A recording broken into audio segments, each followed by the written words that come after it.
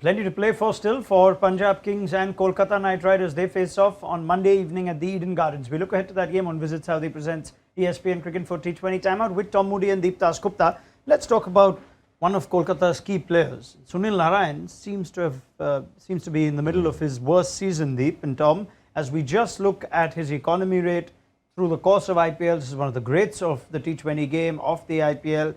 He's averaging just under 43. His economy is nearly at 9s this year. And he's failed to bowl his full quota of overs on 4 occasions already. He's picked up 1 wicket in 7 games. It doesn't make for pretty reading. You said at the end of their last game, Deep, that you already see a case for Lockie Ferguson coming in. Especially, in Calcutta. At Eden Gardens, you need a little more pace than spin. And also, they have someone like Suyash Sharma this season who's bowling really well. Last time around, he actually did not get to play the last game. So when you have Suyash Sharma who's doing well, and obviously Varun Chakravarti been the leader of the pack so far, and one of the areas that they've kind of struggled, or an area of concern, has been death over bowling for them as well. And Lockie Ferguson, when you have someone like that in that squad, why not? Varun's return or resurgence and Suyash Sharma's introduction should ideally mean this is a 3-man's dangerous spin attack, Tom.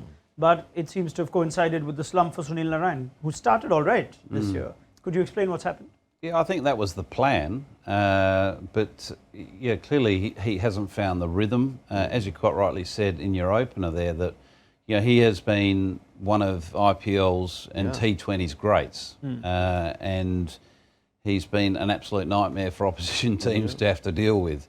But he's having an off year, and that happens to everyone, whether you have bat in hand or ball in hand.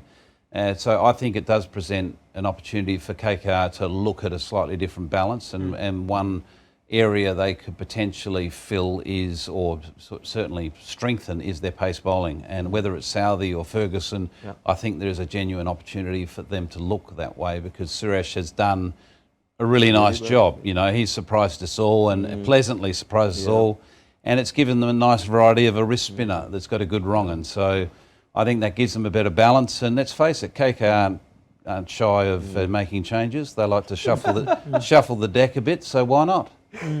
Just the 3 games for Lockie Ferguson this season, just the opening game the opening 2 games for Tim Southee, who also did not set the stage as such on fire. Now, at times it's always good to see who's on the bench, because they're always better off when they're not in the 11. But is that ideally suited? We are seeing in that Lucknow game 2, bowlers without a lot of game time can take some time, and they come up against a Punjab team that are dangerous when it comes to bat. Is it worth giving Narine one more game, perhaps, looking at Liam Livingstone in the opposition, or even a Jitesh Sharma in the opposition?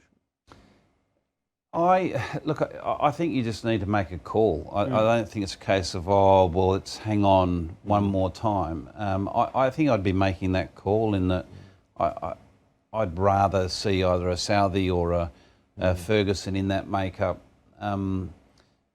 because you are then heavily relying on 12 overs of spin. If that doesn't go right, and I think Sunil Narine hasn't finished his overs for a number of games now, of recent games.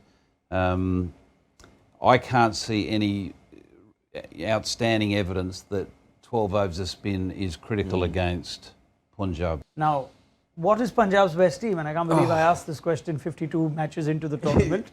But I was surprised at Raza's exclusion.